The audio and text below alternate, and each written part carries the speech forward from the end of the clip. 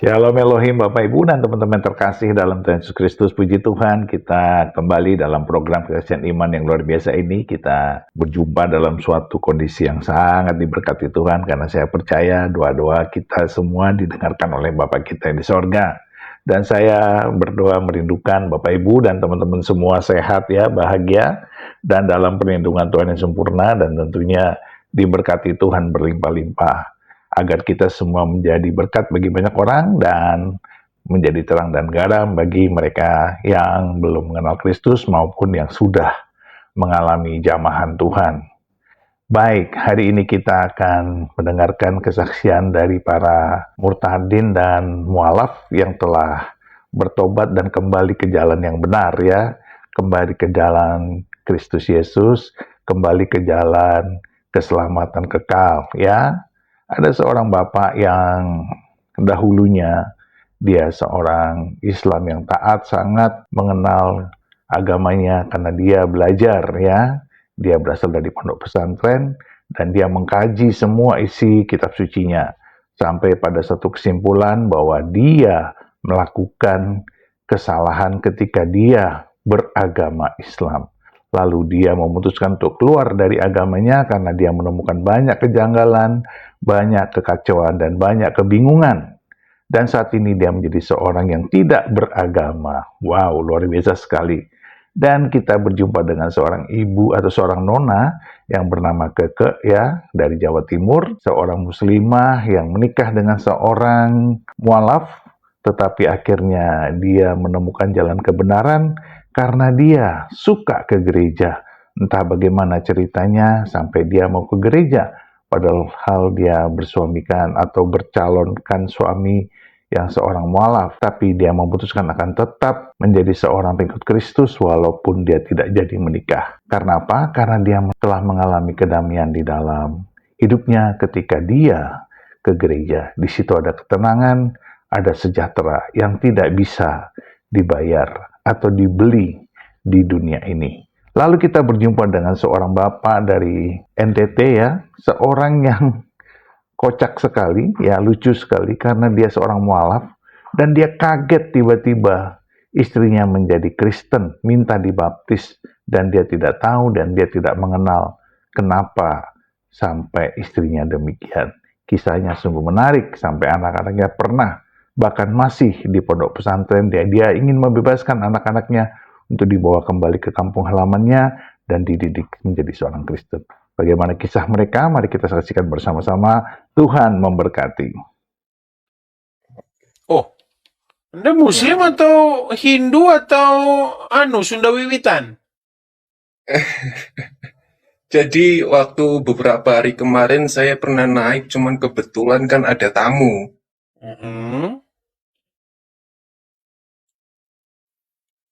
Ingat Bang Edis? Oh nggak ingat ya, mungkin karena saking banyaknya tamu yang naik. Iya. Hmm. Lupa-lupa Ya, ingat saya, Bang. Lupa-lupa ingat. lupa-lupa ingat. Iya. Gimana? Ya gimana? Apa pertanyaannya, Bang Edis?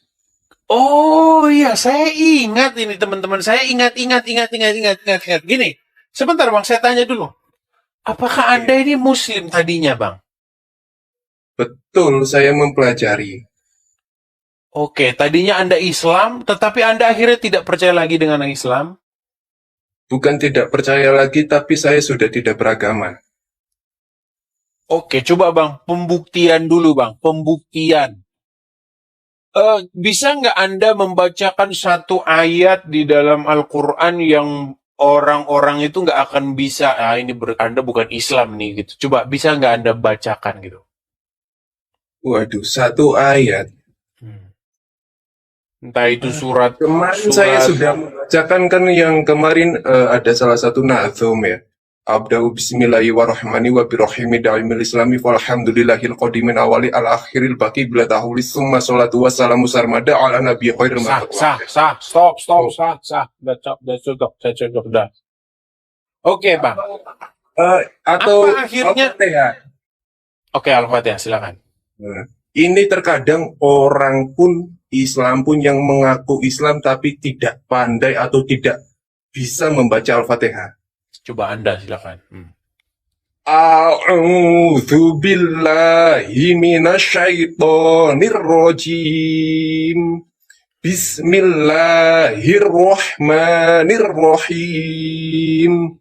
Alhamdulillahi rabbil alamin. Ar-Rahmanir-Rahim. Maliki yaumiddin. Oke Bang, stop. Udah panjang Bang. Oke. Setelah Anda mendalami agama Islam, ini juga kalau nggak salah saya ingat udah pernah kok, saya ingat sekarang waktu Anda ngobrol dengan saya. Akhirnya Anda memilih tidak lagi beragama Islam itu atau bagaimana? Betul. Sudah tidak beragama lagi. Karena selama orang itu masih mempercayai adanya dogma ataupun doktrin, itu tidak akan pernah bisa bertuhan. Oke.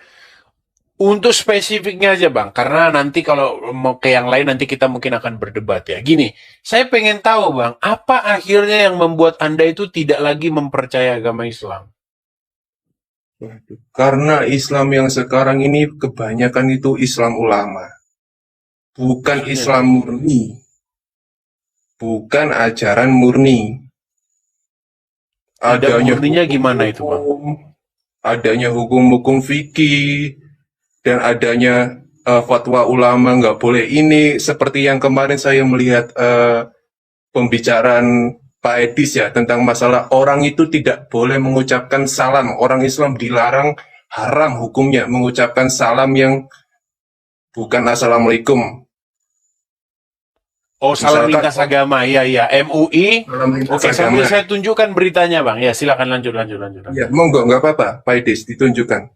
Ya, jadi teman-teman biar tahu ya bahwa MUI itu mengharamkan ya. Nih, saya tunjuk dulu. Bentar. Ini ada sebuah fatwa, saya balik dulu kamera saya. Ada fatwa dari Majelis Ulama Indonesia. Kan sering tuh kita dengar misalnya Pak Presiden ngomong Assalamualaikum, Shalom, kemudian apa lagi? Namo Buddhaya, ya kan, Om Swastiastu. Nah itu, nggak boleh itu haram itu. Baik. Jadi teman-teman, MUI itu memang mengeluarkan nih, fatwa MUI haramkan ucapkan salam lintas agama. Nah kemudian PBNU bersuara, biasa sesama ulama akan baku hantam ya. Baik. Jadi kadang-kadang ya kita bingung ya, ulama harus diikutin. Tapi ulama yang mana? Karena majelis ulama mengharamkan, sementara PBNU ya nggak tahu gimana gitu. Ya jelas ya, Majelis Ulama Indonesia telah menetapkan fatwa haram, perhatikan, haram bagi umat Islam untuk mengucapkan salam lintas agama. Tuh, haram. Haram mengucapkan salam lintas agama berdimensi doa agama lain. Nah, ini ya. Lihat ya, fatwa ini merupakan hasil ijma ulama Komisi Fatwa se-Indonesia pada ke-7 pada 28 tanggal 31 Mei 2023. Nah, terus pengurus besar Nahdlatul Ulama pun telah merespon fatwa tersebut dengan menyatakan NU belum pernah melakukan kajian. Nah, abu-abu ini abu-abu. Nah, tapi memang kalau misalnya nih, jangankan untuk memberikan salam. Kalau kita mau jujur-jujuran, Bang, jangankan untuk memberikan salam. Memberikan atau berteman saja, mengucapkan salam, bukan hanya mengucapkan salam, harus mendesaknya mereka ke jalan yang sempit, Bang, menurut hadis. Jikalau engkau bertemu dengan orang Yahudi, bertemu dengan orang Nasrani di jalan, jangankan beri salam, pepet mereka ke jalan yang sempit, desak mereka, itu hadisnya ada. Gimana itu, Pak? Makanya begini Pak Edis, selama orang itu masih masih mengandalkan dalil akli nakli ataupun hadis ya, orang itu tidak akan pernah bisa Islam. Kalau masih mengandalkan dalil ataupun hadis, orang itu tidak akan pernah bisa Islam. Makanya tinggalkan dalilmu, tinggalkan hadismu, baru engkau mengenal Islam. Ayo murtad bareng-bareng. Nah, ini gazwat ini. Berat.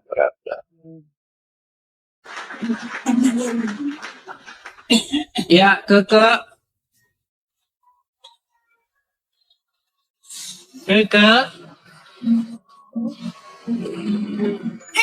Ya ampun, aku udah masuk toh. Belum. Ya sudahlah Keke, kan sudah di dalam sini ya. Silakan Keke, apakah Anda Islam atau Kristen? Aku nggak usah on cam, boleh nggak? Keke, untuk menghindari fitnah, juga untuk keseriusan, maka harus menyalakan kamera. Boleh kamu misalnya pakai kacamata seperti saya, pakai topi, Oh boleh. iya. Bentar. Apakah kamu seorang muslimah atau bagaimana? Aku seorang muslimah. Oke. Maaf tadi nggak tahu soalnya. Oke, terus gimana Keke? Apa yang mau kamu sampaikan Keke? Aku kan udah beberapa kali ikut suami pun ibadah ya di gereja yang ada di Tawangmangu. Tapi itu kan aku kan ngerasain kayak ketenangan tuh di sana. Itu gimana ya? Masa ke dalam kalau di gereja tuh tenang, beda kayak di ibadah di agamaku sendiri gitu loh. Oke. Keke begini, saya tanya dulu. Itu menurutmu gimana? Sebentar, Keke. Biar jelas dulu. Ini kamu posisi ini masih muslimah. Iya, Oke, ada niatan untuk meninggalkan agama Islam atau bagaimana? ada niatan. Ada niatan. Kamu ini nikah sama orang Kristen atau gimana? Iya, sama orang Kristen tapi secara astagfirullah, secara Cara apa? Islam siri gitu loh. Nikah sama orang Kristen secara Islam sendiri maksudnya gimana ini? Saya bingung ini jadinya. Ini loh. Gimana coba? Saya bingung saya coba. Sebentar aku grogi ya. Oke, silakan. Tenang. Aku kan menikah sama orang Kristen, tapi itu secara Islam. Jadi siri kalau di Islam tuh siri. Tapi kan di dalam agama Kristen itu kan belum menikah loh tandanya. Sebentar. Ini kamu posisi single. Sebelum menikah Udah single. nikah siri? Bukan, sebelum menikah. Sebelum menikah siri ini posisi single. Single? Oke, dianya juga sebelum menikah siri ini single. Duda. Oke, duda. Ya, duda kan berarti single. Duda kan single. Ya. Oke. Berarti kamu menikahi seorang duda, tetapi nikahnya secara Islam. Iya. Berarti dia mualaf. sempet baca syahadat, tapi dia tetap setiap ada ibadah di gereja dia ibadah. Oh ya, berarti cuman yang penting bisa nikah aja. Oke. Baik. Iya, bener. Oke, Bener, baik. Bang. Baik. Karena yang seperti itu banyak. Mereka mengucapkan syahadat demi menikah, habis itu balik lagi ke agamanya. Dan orang muslim langsung bangga. Syahadat nih. Bisa apa enggak ya cara Pertama begini. bisa apa enggak? Pertama begini. Pertama, itu pernikahan yang tidak Kristiani. Itu yang pertama. Karena itu pernikahan itu belum diberkati. Karena apa? Karena menikahnya dinikahkan secara Islam. Iya, terus Nah, yang kedua, kalau misalnya kamu ingin meninggalkan agama Islam dan menjadi Kristen, itu jangan ditunda-tunda lagi. Masuklah ke dalam Kristen, menjadi seorang Kristen, lalu melakukan pemberkatan nikah. Karena kalau secara Kristiani itu belum dianggap sebagai pernikahan. Karena tidak tapi kan diberkati. katanya kalau orang Kristen tuh bolehnya menikah kan cuma 1 kali. Nah, terus kalau mau hubungan sama seseorang lagi tuh nggak boleh diberkati di gereja, itu apa benar? Oh ya betul. Karena di dalam ajaran Kristen itu diajarkan untuk menikahi seseorang saja. Tidak seperti di dalam Iya. ajaran agama Islam.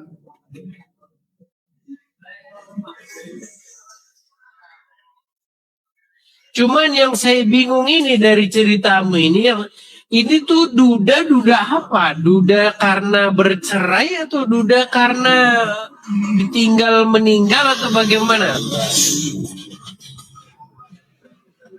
Udah bercerai, cerai hidup dia. Ini juga udah banyak nggak beres ini teman-teman. Oke lah, mungkin Nah, gini saja. itu loh. Mungkin. Maksudku, Bang. Ya, mungkin gini saja ya. Itu perlu obrolan yang lebih mendalam. Karena ini dari awalnya sudah nggak baik gitu loh. Jadi Iya, makanya, aku juga ngerasanya tuh nggak baik. iya, makanya saya bilang, biasanya orang yang pindah agama karena keyakinan itu saya agak kurang minat di situ. Karena apa? Karena seandainya nanti kamu nikah sama Konghucu jadi Konghucu, nikah sama Hindu jadi Hindu, nikah. Itu yang saya maksud. Bisa, Bang. Kalau ke Kristen itu sebenarnya bukan karena dia sih, soalnya nggak sama dia pun aku kan ke gereja sama temanku juga. Ada temanku ke gereja gitu. Iya, gini Gitu loh, saja. Bang. Kenapa Bukan kamu tidak karena cari? suamiku enggak. Kenapa kamu tidak cari orang Kristen yang lain? Kan banyak. Kan nggak cuma dia. Udah. Aku dulu pun udah, tapi belum yakin gitu loh. Oke lah. Iki kan Itu- istighfarnya apa jadi gini? Iya, itu kamu ini dulu lah, mendalami dulu lah. Atau gini saja lah, kamu banyakin aja dulu nonton channel saya. Udah sering nggak nonton channel saya, Keke? Oh, setiap live aku nonton. Oh iya, kamu banyakin dulu nonton, belajar dulu. Nanti kalau udah bener-bener mantap, baru kita bisa lanjut bicara ya. Sudah benar-benar mantap, sudah benar-benar mantap belum mau meninggalkan agama Islam nih? Atau masih bingung-bingung? Sudah. Oke, nanti mungkin ada tim yang nonton ini, mungkin nanti akan DM kamu, kemudian nanti untuk Ya. bicara lebih lanjut ya. Ya, terima Oke. kasih Bang. Sama-sama, tapi hati-hati juga kalau yang DM nanti laki-laki ternyata nanti modus dia ya. Oke kakak? Semoga tidak. Oke, semoga tidak. Aman Semoga- di sini. Oke, begitu ya kakak ya. Selamat malam ya. Ya. Oke. Kawan, sambil nunggu bongkar muatan, saya ingin berbagi kesaksian pribadi saya. Jadi begini, saya seorang Kristen masuk Islam, menikah dengan istri saya. Saya sudah masuk Islam nih. Istri saya yang Islam, tanpa pengetahuan saya dia diam-diam masuk Kristen. Ini aneh sekali, saya bilang. Jadi begini kawan, tahun 2006 itu saya menikah dengan istri saya bersyahadat dan saya masuk Islam. Jadi itu bukan karena saya perempuan sehingga saya masuk Islam, enggak. Pada saat itu memang saya suka mengikuti beberapa kiai dan ustadz yang ceramahnya bagus. Dan saya ada ketertarikan masuk Islam, lalu bertemu dengan pacar yang jadi istri saya, ya sekaligus masuk Islam lah. Itu semua itu karena memang di masa remaja saya pengetahuan tentang agama itu minim sekali. Itu mungkin salah satu penyebabnya ya. Jadi saya masuk Islam, nikah resmi ya di KUA. Lalu kenapa istri saya diam-diam masuk Kristen tanpa sepengetahuan saya? Karena dia punya perjumpaan pribadi. Di COVID-19 tahun 2019 itu istri saya terkena COVID-19 dan hampir saat itu meninggal ya. Jadi di masa kesesakannya dia merasa nyawa ini pasti akan pergi. Lalu itu dia bukan tidur, dia lihat ada sosok berjubah putih itu dengan cahaya kemuliaannya itu berjalan di atas air di dalam rumah, berjalan di atas air menghampiri istri saya, mengusap rambut kepalanya 3 kali. Anakku, engkau tidak akan meninggal. Berbicara dengan istri saya seperti itu. Istri saya merasakan ada satu kekuatan yang masuk di dalam dirinya dan sakit itu mulai perlahan pulih. Ini ceritanya panjang, cuman saya hanya ingin berbagi. Dan pada saat itu saya punya 2 anak. Anak saya yang nomor 1 itu kan ada di pondok pesantren, disekolahkan di pondok pesantren ya. Pada saat itu saya tidak mau sekolah di pondok pesantren dulu, biar sekolah formal dulu. Tetapi orang-orang kampungnya ikut ngurusi rumah tangga saya itu. Mungkin mereka khawatir anak saya jadi Kristen mungkin. Jadi tetap saya berbesar hati, saya urus selama 1 tahun dia di pondok pesantren, saya urus. Saat ini istri saya sudah berpulang, barusan meninggal. Tidak apa-apa lah, yang penting jiwanya sudah diselamatkan.